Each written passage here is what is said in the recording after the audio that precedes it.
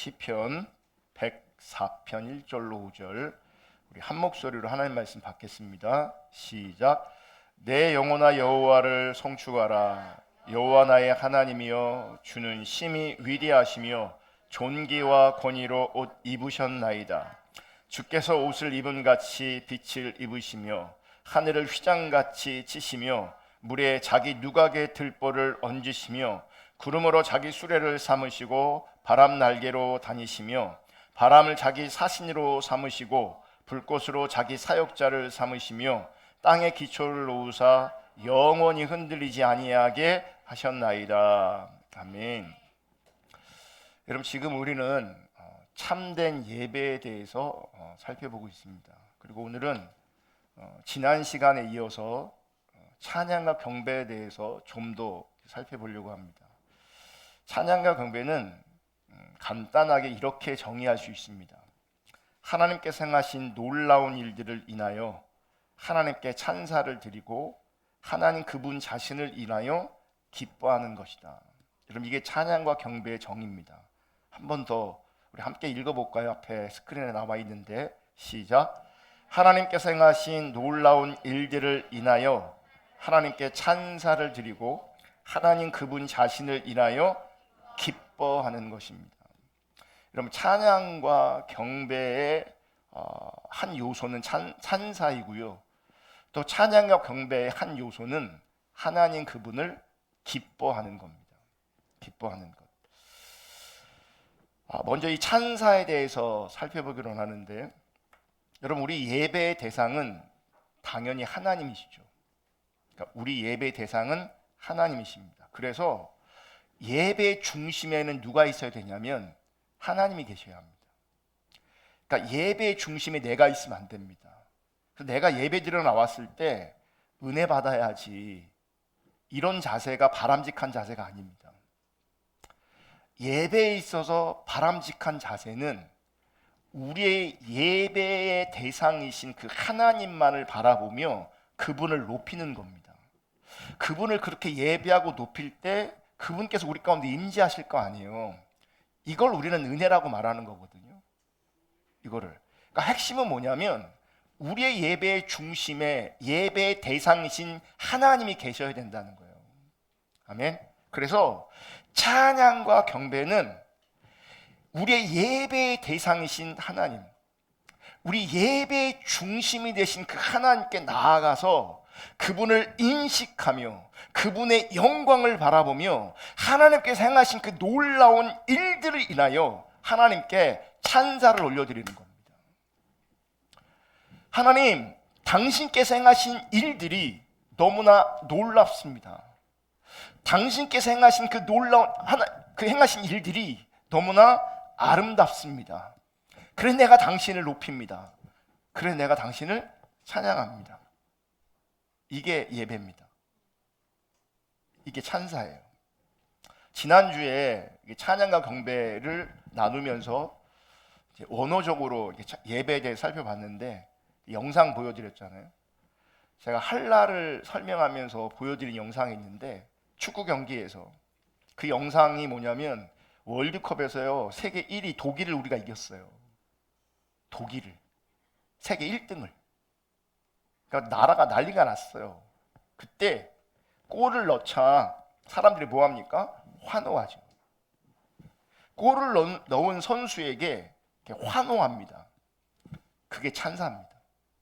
네. 여러분, 텔레비를 보니까 또 설거지하고 뭐 일거리가 있으니까 집중해서 못하는, 집중해서 그런 경기 같은 거 못 보는 경우가 많은데, 야구장이나 축구장 가잖아요.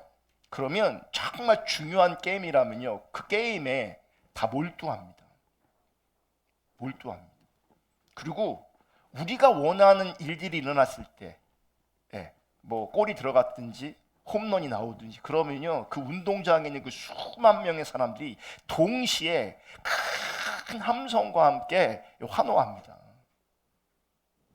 그게 찬사예요. 그게 어떤 가수의 콘서트 현장도 우리가 지난주에 봤거든요.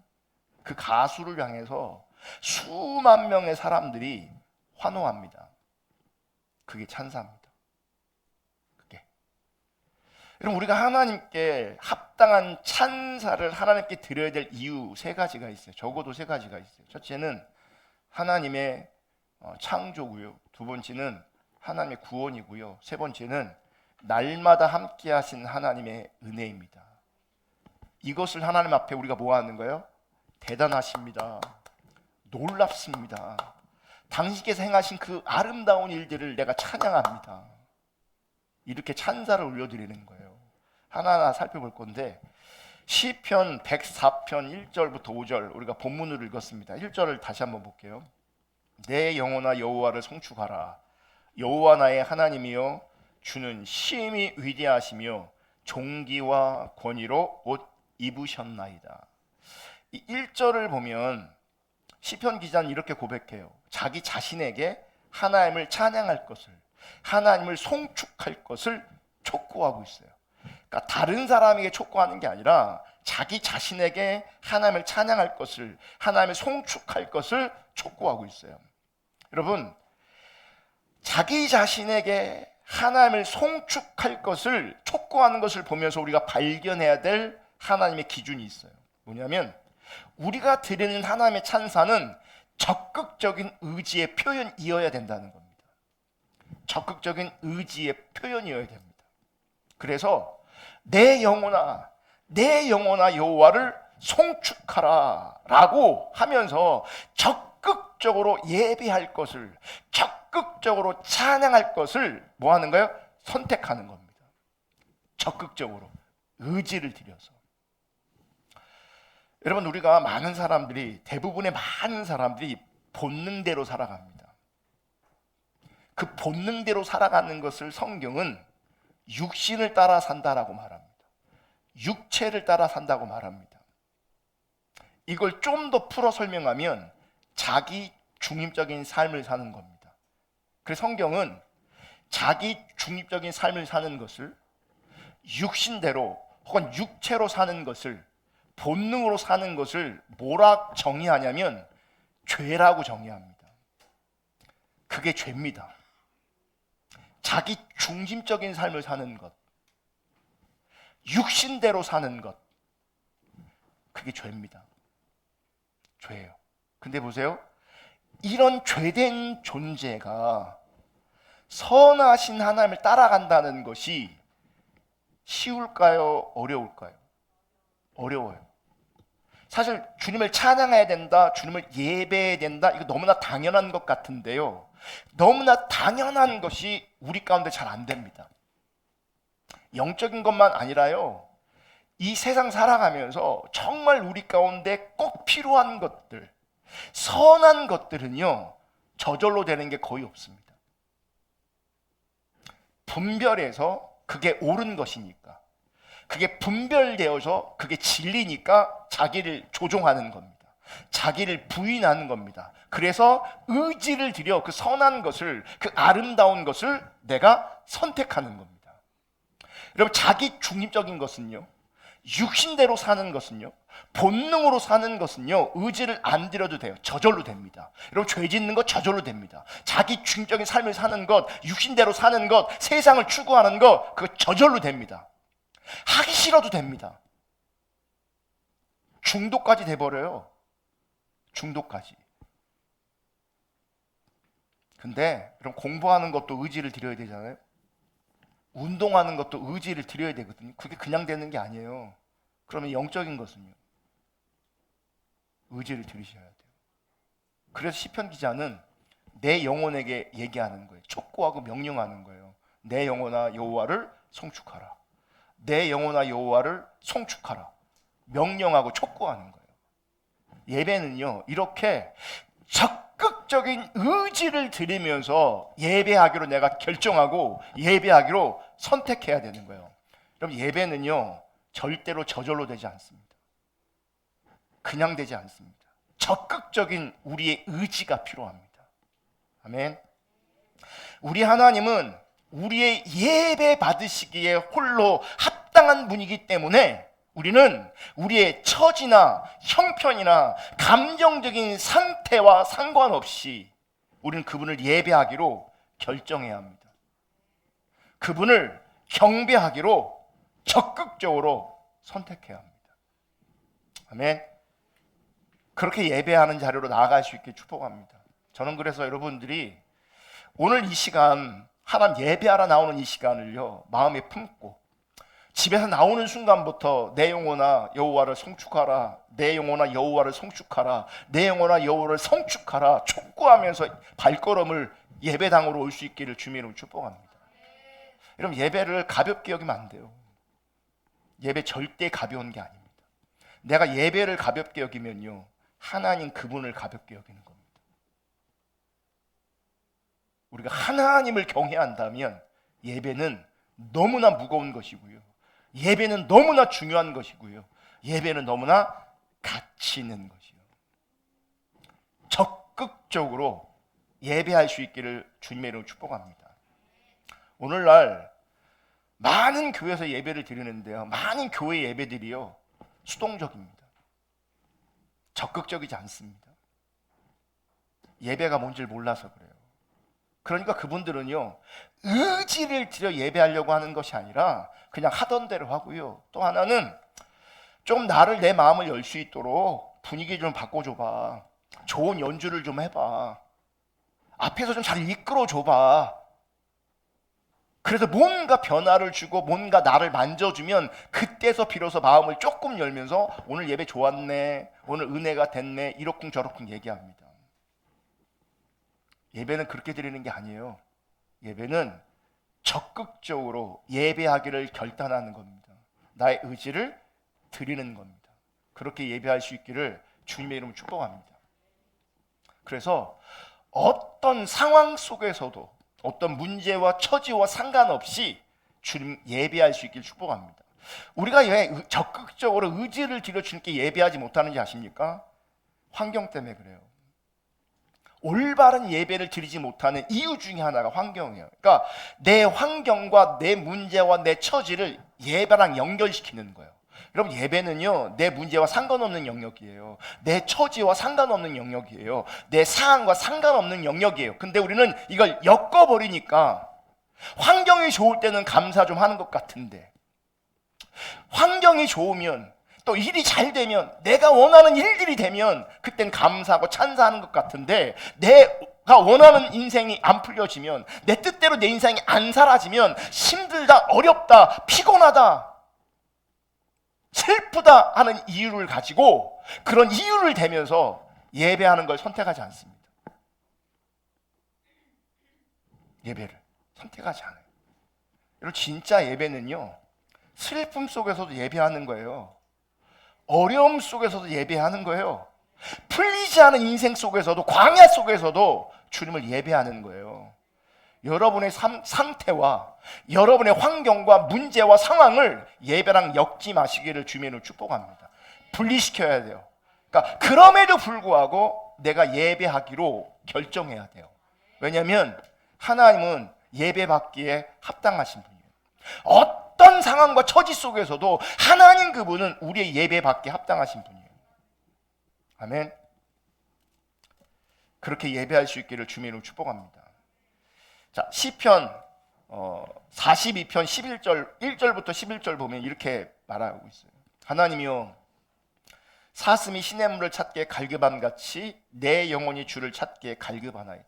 그러니까 하나님을 향한 열망이 있어요. 시편 기자가 지금 열망이. 2절, 내 영혼이 하나님 곧 살아계신 하나님을 갈망하나니 내가 어느 때에 나가서 하나님의 얼굴을 배울까? 사람들이 종일 내게 하는 말이 내 하나님이 어디 있느냐 하오니 내 눈물이 주야로 내 음식이 되었도다. 이 시편 저자는 하나님을 향한 열망이 있는데, 하나님을 갈급하고 있는데요, 환경은 어떤지 아십니까? 열악합니다. 그 주변에 있는 사람들이 뭐라고 말하냐면, 네가 믿는 하나님이 어디 있느냐, 네가 예배하는 하나님이 어디 있느냐 얘기해요. 나는 하나님을 열망하고 있는데, 나는 하나님을 갈급하고 있는데, 주변에서 조롱하는 거죠. 네가 하나님이 어디 있느냐, 네 하나님이 어디 있느냐. 그러니까 뭐요? 그런 상황 속에서 눈물이 주야로 내 음식이 되었어요. 하루 종일 애통함이 있는 거죠. 주야로 눈물이 음식이 되었어요. 4절, 내가 전에 성회를 지키는 무리와 동행하여 기쁨과 감사의 소리를 내며 그들을 하나님의 집으로 인도하였더니 이제 이 일을 기억하고 내 마음이 상하는도다. 일이 다 안 돼요. 5절 그런데 이렇게 얘기합니다. 내 영혼아 내가 어찌하여 낙심하며 어찌하여 내 속에서 불안해하는가. 너는 하나님께 소망을 두라. 그가 나타나 도우심으로 말미암아 내가 여전히 찬송하리로다. 환경이 힘들어요. 나를 알아주는 사람이 하나도 없어요. 되는 일이 하나도 없어요. 마음이 상하죠. 그때 스스로에게 촉구합니다. 내 영혼아 내가 어찌하여 낙심하며 어찌하여 내 속에 불안해하는가. 너는 하나님께 소망을 두라. 누구한테 얘기하는 거예요?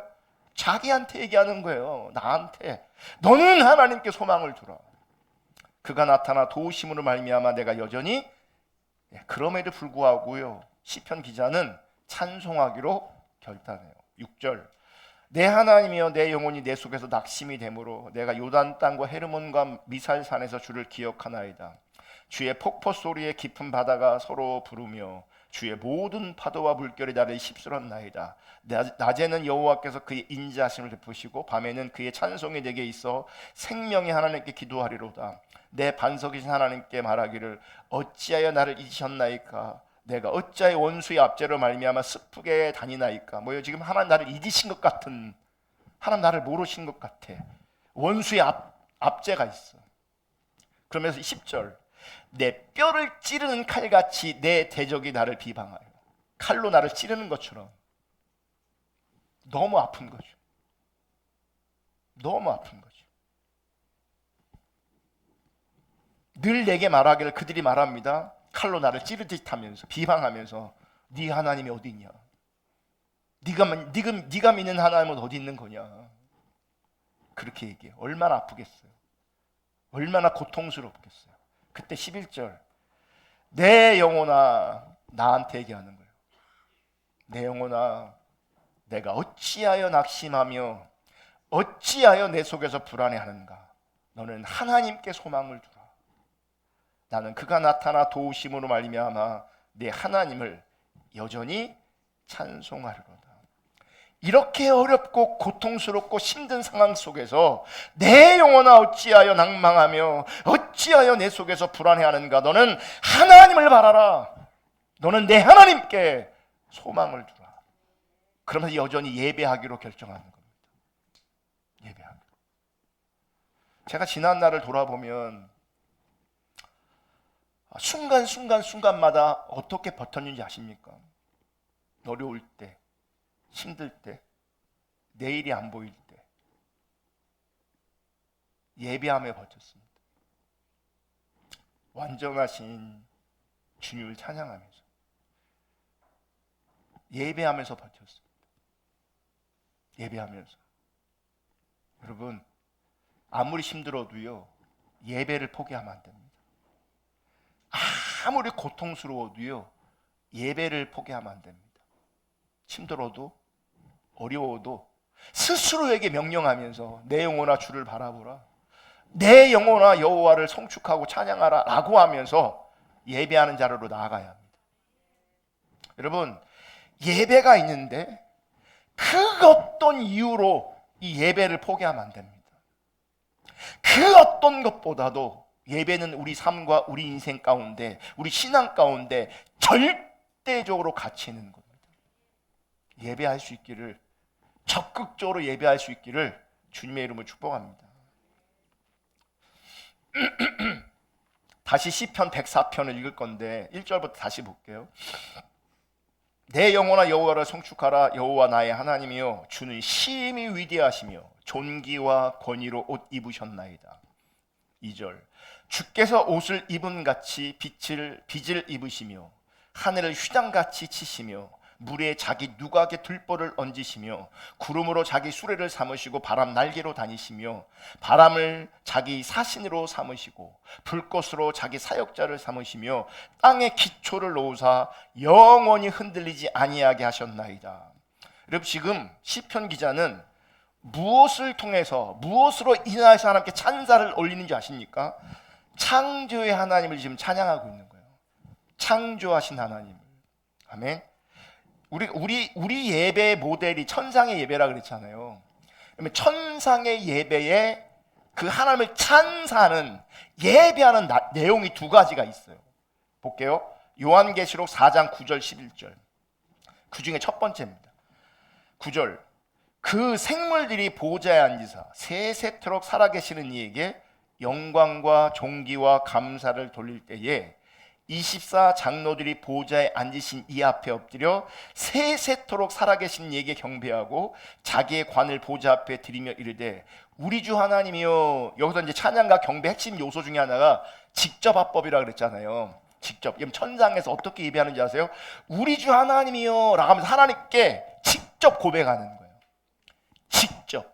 이거 정말 우리가 찬양과 경배 가운데 너무나 놀라운 가치입니다. 직접 하나님 앞에 고백하는 거예요. 주님 찬양합니다. 경배합니다. 찬양 사랑합니다. 감사합니다. 당신 아름다우십니다. 당신 위대하십니다. 당신 너무나 놀랍습니다. 이거를 직접 얘기하는 거예요. 천상에선 그렇게 해요. 근데 우리나라는요 직접 얘기 안 해요. 이게 돌려 얘기해요. 찬양하네, 찬양하네, 찬양하세라고 하면 그건 진짜 사람한테 얘기하는 거예요. 하나님 앞에 얘기하는 게 아니고. 그러니까 하나님은요, 너 나를 좀 직접 만나자, 나랑 좀 직접 얘기하자 그러는 거예요. 아멘.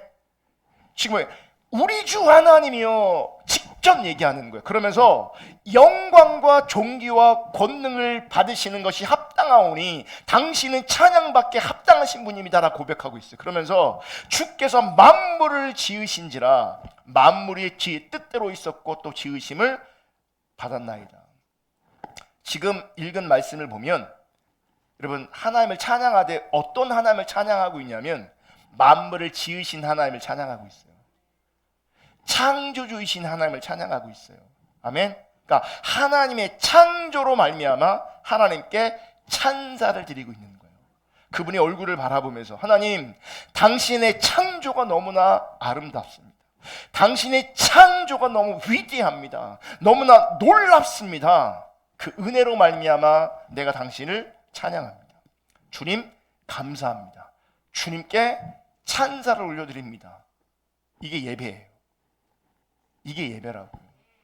이게 두 번째 우리가 찬사를 드리는 이유는 우리를 구원하신 하나님이에요. 우리를 구원하신 하나님. 자, 요한계시록 5장 11절 14절. 내가 또 보고 들으매 보좌의 생물들과 장로들을 둘러선 많은 천사의 음성이 있으니 그 수가 만만이요 천천이라. 그러니까 엄청난 무리의 사람들이 있는 거예요. 엄청난 무리의 사람들이 있는 거죠. 그러면서 그들이 이렇게 합니다. 12절. 큰 음성으로 이르되 죽임당하신 어린 양은 능력과 부와 지혜와 힘과 존귀와 영광과 찬송을 받으시기에 합당하도다 하더라. 13절. 내가 또 들으니 하늘 위에와 땅 위에와 땅 아래와 바다 위에와 또 그 가운데 모든 피조물이 이르되 보좌에 앉으신 이와 어린 양에게 찬송과 존귀와 영광과 권능을 세세토록 돌릴지어다 하니 내 생물이 이르되 아멘하고 장로들은 엎드려 경배하더라. 그러니까 천상에 있는 그 모든 존재들이 무엇을 찬양하고 있냐면요, 죽임당하신 어린 양을 찬양하고 있어요. 이 얘기 뭐냐면 왜 죽으셨어요? 그분이 왜 십자가에 지셨어요? 왜 십자가에 죽으셨어요? 우리의 구원을 위해서. 그래서 우리를 구원하신 하나님, 우리를 위해 죽으신 그 예수 그리스도가 예배 이유, 찬사의 이유가 되어지는 거예요. 우리의 구원 때문에. 아멘. 여러분, 십자가가 정말 놀라운 이유가 뭐냐면 지금 예수님은 부활하셨잖아요. 하나님 우편에 앉아 계시잖아요. 그죠? 근데 그분을 예배하면서 뭐라고 예배하냐면, 찬사를 올려 경배하냐면 죽임당하신 어린 양이라고 예배하고 있어요. 십자가 그만큼 중요하고 놀라운 겁니다. 우리의 구원이 그만큼 놀라운 겁니다. 천상에서 그 십자가를 찬양하고 있다고요. 그 어린 양 대신 예수님을 찬양하고 있다고요. 우리의 구원을 허락하신, 우리를 구원하신 그 하나님을 찬양하고 있다고요. 이게 찬양의 이유예요. 이게 찬사의 이유예요. 그 십자가에 달리신 그 예수를 바라보면서 그 하나님께서 행하신, 예수님께서 행하신 그 놀라운 일들을 바라보면서, 나를 구원하신 하나님의 그 은혜를 바라보면서 찬사를 올려드리는 거예요. 찬사를. 감사하다고, 위대하다고, 놀랍다고. 아멘. 세 번째 우리가 찬사를 드리는 이유는 날마다 함께 하시는 하나님의 은혜 때문이에요. 날마다 우리 가운데 함께 하시는. 조금만 돌이켜 생각해 보면요, 나는 버림받아 마땅한데 버리지 않으신 하나님, 여러분 생각해 보십시오. 내가 버림받을 걸 찾으면요 넘쳐납니다. 나의 삶의 자리에 저주받고 심판받고 버림받을 것을 찾아내면 너무 쉽게 찾아낼 수 있습니다. 넌 이것 때문에 넌 불합격이야. 넌 이것 때문에 넌 나와 상관없어. 이게 얼마나 많은지 몰라요. 우리 삶에, 우리 인생에, 내 자리에. 아멘. 근데 여전히 하나님께서를 나를 용납하고 계세요. 함께 하시는 은혜요. 우리를 도와주고 계세요. 우리를 지켜주고 계세요. 우리를 인도해주고 계세요. 우리를 보호하실 뿐만 아니라 때로는 우리를 회복시키기까지 하세요. 우리 기도를 들으시기도 하고 우리 피로를 채우시기도 하세요. 아멘. 이 모든 하나님의 은혜를 인하여 우리가 하나님께 찬사를 드리는 겁니다. 창조의 하나님, 구원하신 하나님, 날마다 함께 하신 그 하나님의 은혜 앞에서 우리는 예배할 수밖에 없는 존재인 겁니다. 예배해야 되는 존재인 겁니다. 내 처지와 상관없이, 내 문제와 상관없이, 내 상태와 상관없이 우리는 예배하기로 결정해야 되는 거예요. 여러분, 이렇게 하나님께 찬사를 드릴 때 아주 중요한 것이 있습니다. 하나님의 창조로 인하여 하나님께 찬사를 드리건, 하나님의 구원을 인하여서 하나님께 찬사를 드리건, 날마다 함께 하신 하나님의 은혜로 인하여 하나님께 찬사를 드리건, 핵심이 뭔지 아십니까? 하나님 그분을 아는 겁니다. 하나님 그분을 아는 것이 핵심이에요. 아멘. 우리가 하나님께 찬사를 드릴 수 있는 그 이유는 우리를 창조하신 하나님을 알기 때문이요, 그분을 더 알아가고 있기 때문이에요. 나를 구원하신 하나님을 알기 때문이요, 더 알아가고 있기 때문에 찬사를 올려드리는 거예요. 날마다 나와 함께 하시는 그 하나님의 은혜를 알기 때문이며 알아가고 있기 때문에 그분을 찬양할 수밖에 없고 그분을 예배할 수밖에 없는 거예요.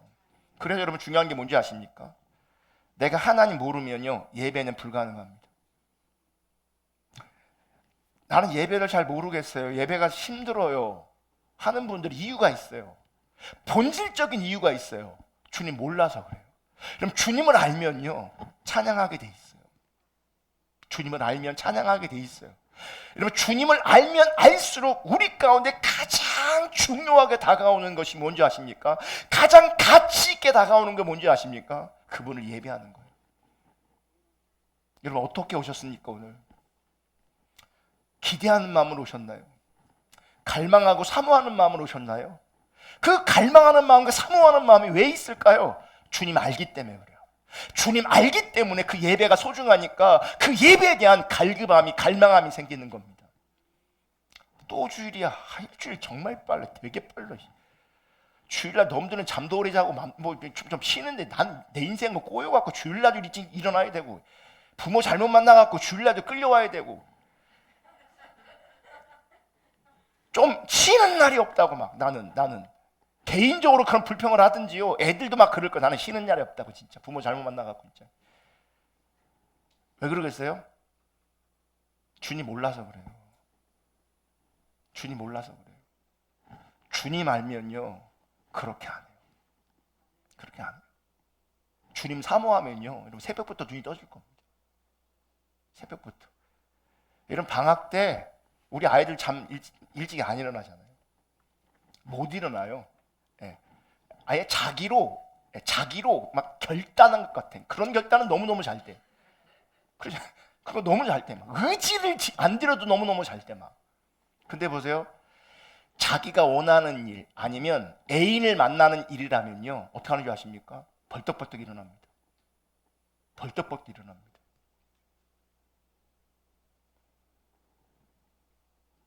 여기 동춘당 지나면 그 중앙 소방서 있잖아요. 우리 애들한테 막 눈 오고 막 비 오고 막 그래. 날씨 너무 안 좋아. 그때요 신부는 시켜. 저기 우체국 가갖고 이거 하나 붙이고 오라고. 그러면 목사가 시키니까 하긴 하겠죠. 가면서 뭐라 그랬어요? 걔 내내 궁시렁 시부렁 그럴 거야. 계속 그럴 거예요. 날도 안 좋은데 신부름 시킨다. 근데 보세요. 애인이 우체국에 전화해. 비 오는데 전화해 오라고. 날라갈 겁니다. 날라갈 거예요. 하나님 알면 당연히 예배가 되어지고요. 예배하는 게 너무 좋아요. 예배가 힘들다, 예배가 어렵다, 주님 모르는 거예요. 신앙의 본질이 안 되고 있는 거예요. 그 왜 신앙의 본질이 안 될까? 창조주이신 하나님, 나를 구원하신 하나님, 나 때문에 십자가에 돌아가신 그 예수님 모르는 거예요.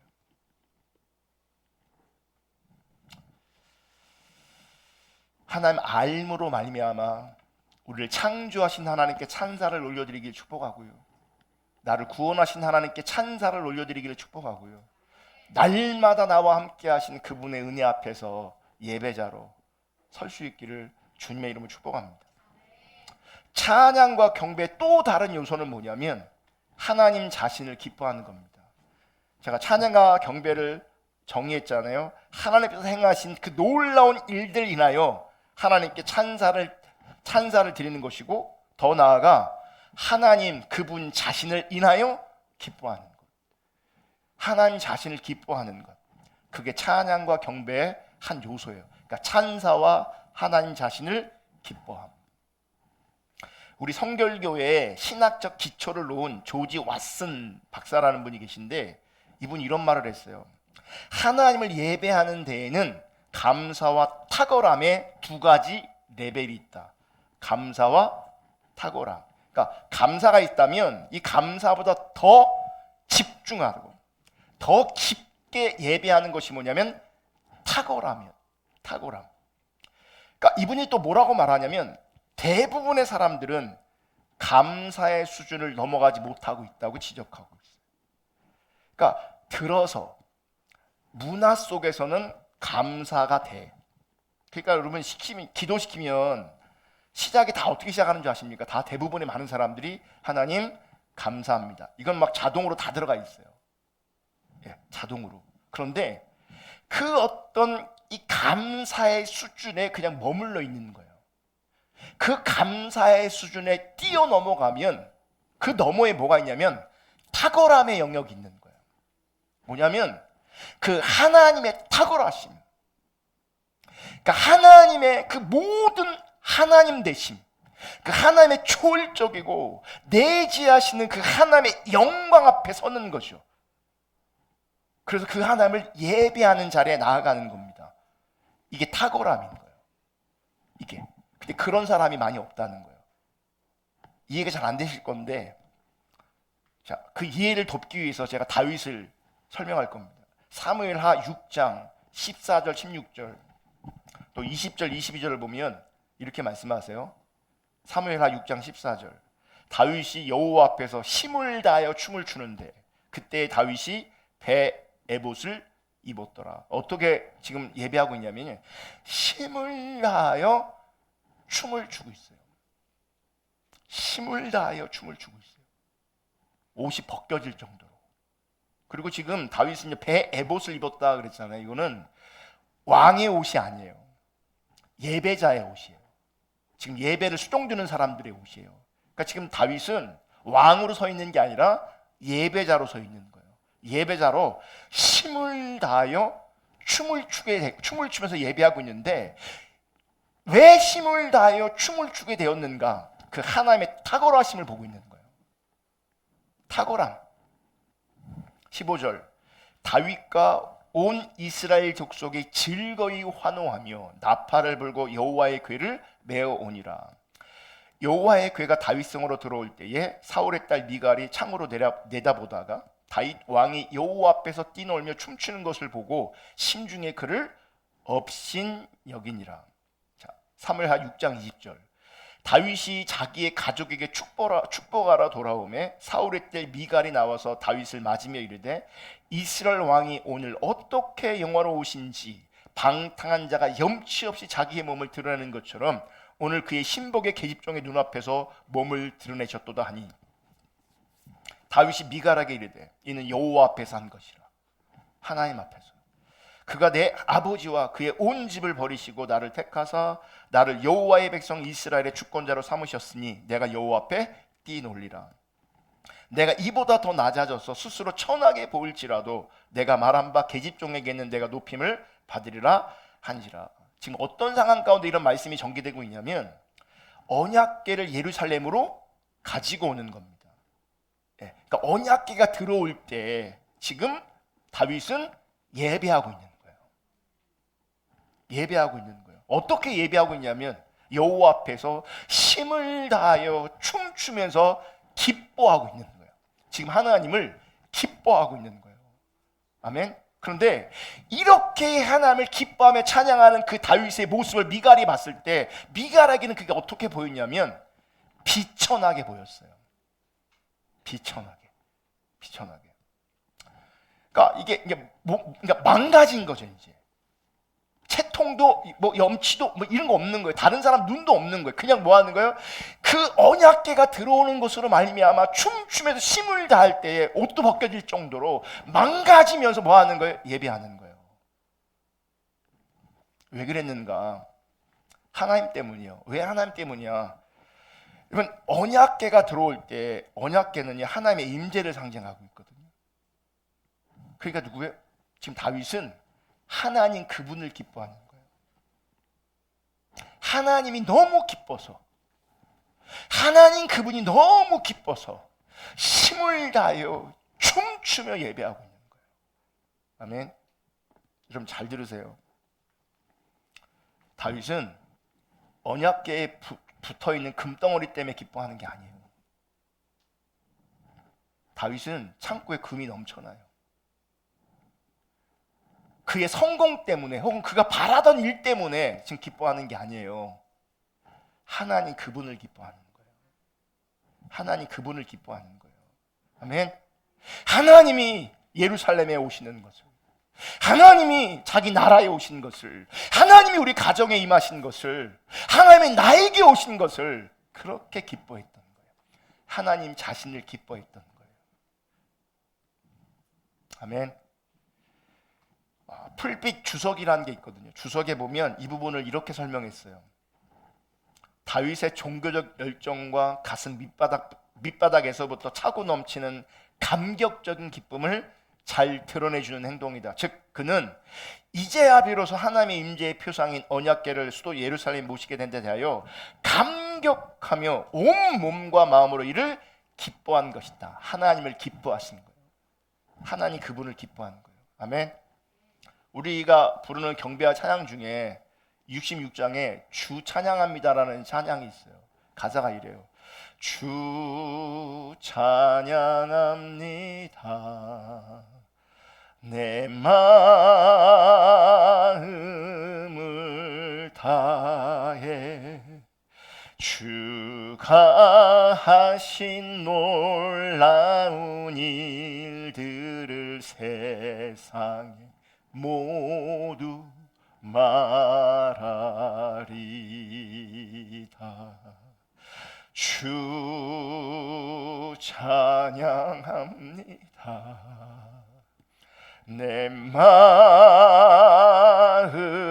마음을 다해 주여 내가 주를 기뻐합니다. 할렐루야.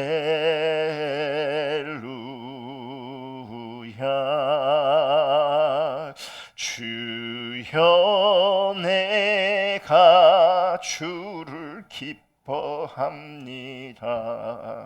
할렐루야.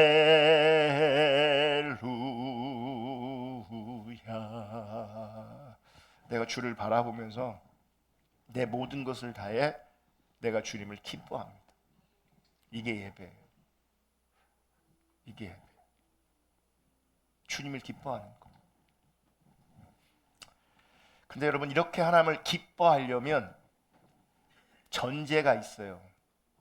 하나님을 신뢰하셔야 돼요. 하나님에 대한 신뢰가 동반되어야 하나님을 중심에서 기뻐할 수 있어요.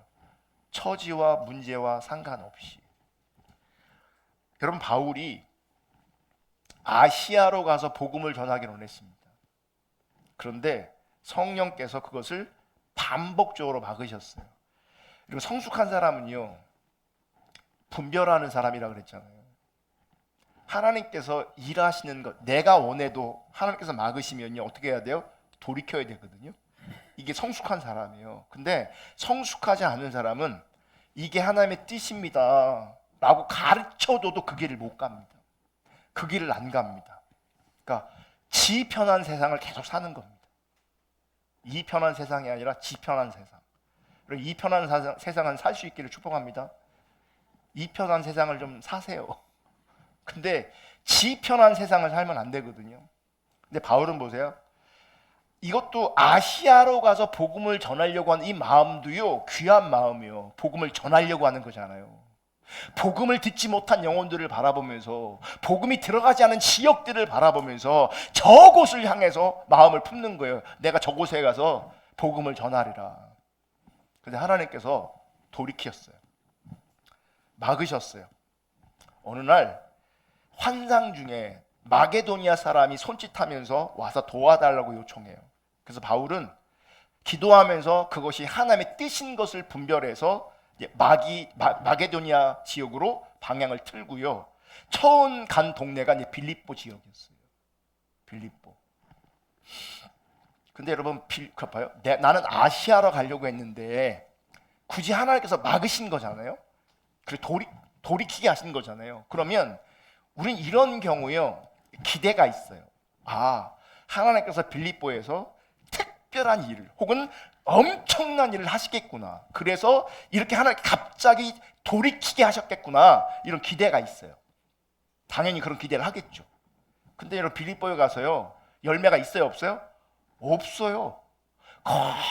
거의 열매가 없어요. 나중에는요, 어떤 그 귀신 쫓아낸 것 때문에요, 감옥에 갇혀요. 그래서 죽도록 매맞습니다. 죽도록. 그리고 감옥에 갇힙니다. 여러분, 그때 채찍에는요, 이렇게 갈고리가 있대요. 착 치면은 이게 감기면서 이 갈고리가 살을 파괴돼 있고, 빼면 어떻게 되는 거예요? 살점이 뚝뚝뚝 떨어지는 거예요. 그 시대 채찍은 그랬어요. 그러니까 죽도록 맞고요, 이제 감옥에 들어간 거죠. 그러니까 얼마나 힘들겠어요. 그러다가 이제 정신을 차려보니까 이제 자정쯤 깊은 밤이 된 거죠. 그 힘든 몸을 이끌고 바울과 실라는 꾸역꾸역 이제 일어납니다. 일어나서 그들이 뭐 하는 줄 아십니까? 찬양합니다. 왜 그들이 하나님을 찬양할 수 있었을까? 하나님을 신뢰하기 때문에 그래요.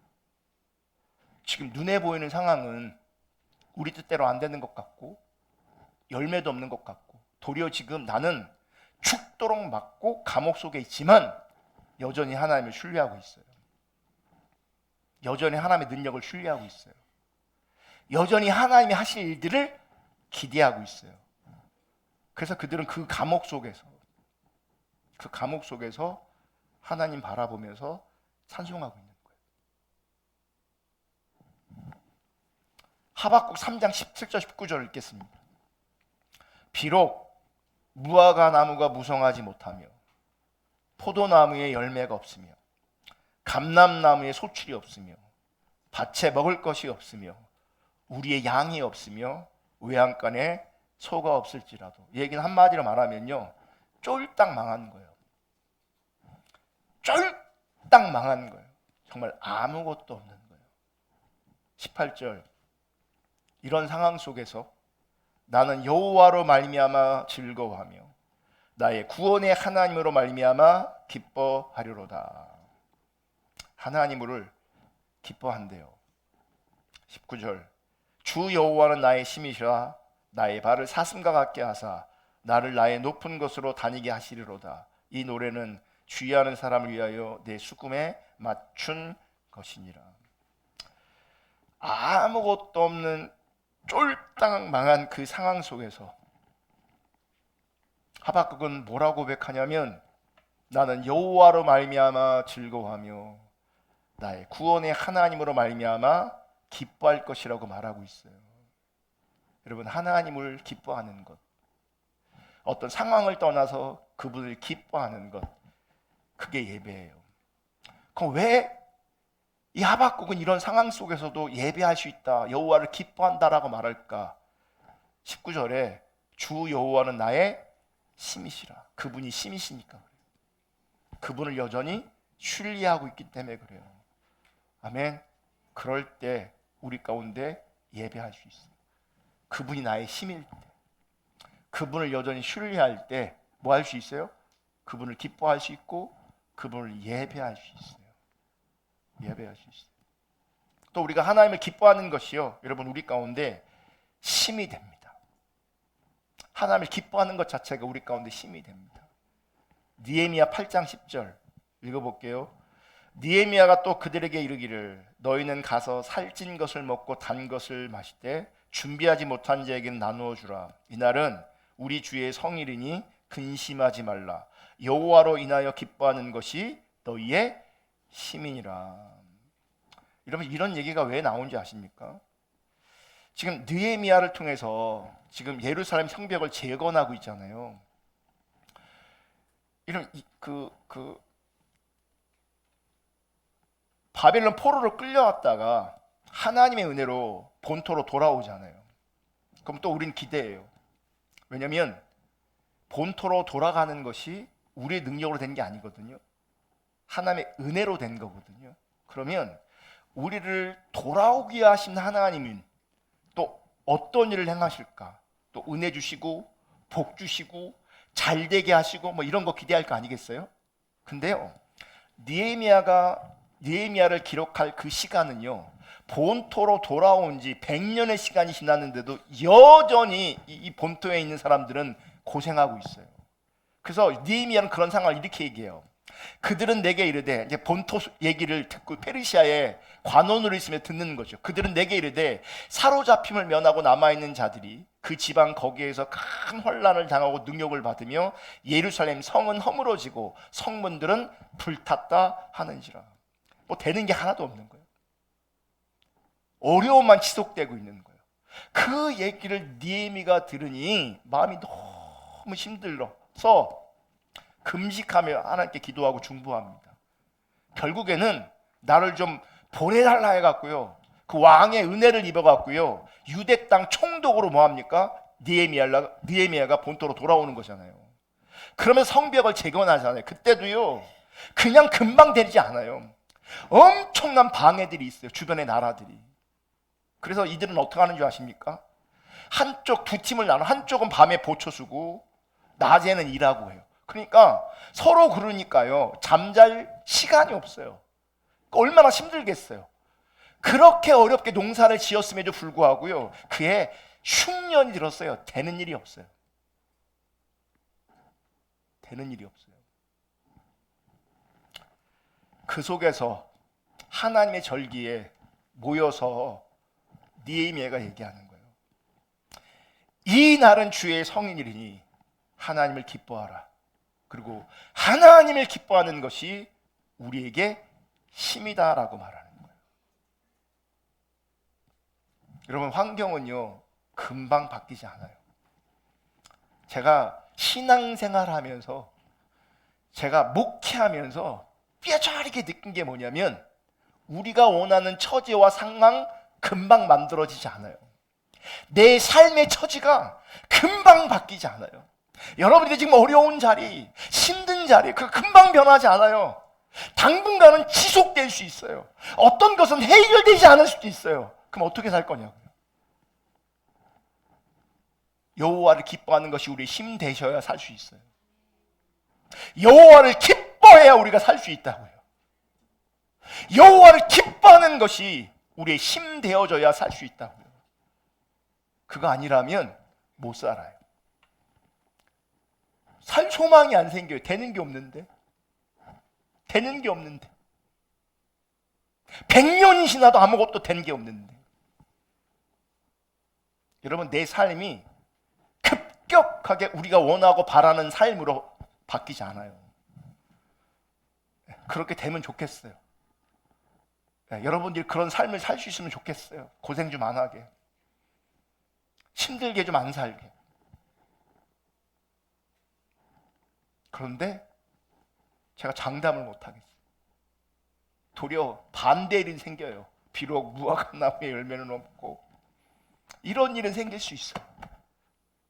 더 건강해지는 것이 아니라 건강을 잃어갈 수도 있어요. 그 속에서, 이런 인생 속에서, 이런 삶의 자리에서 여러분 살려면 하나님 그분을 기뻐하셔야 돼요. 내가 기뻐하는 그분을 만날 때 거기서 힘이 나요. 거기서 새 힘이 나요. 거기서 위로를 얻을 수 있어요. 할렐루야. 여호와를 기뻐하는 것이 하나님을 찬양하는 겁니다. 여러분, 낙심하고 있습니까? 힘이 빠져 있습니까? 주님을 섬기는 것이 힘들고 지쳐 있습니까? 하나님을 향한 열정과 기대가 사라졌습니까? 삶의 의욕을 잃어버렸습니까? 왜 그런지 아십니까? 하나님 기뻐하지 않기 때문입니다.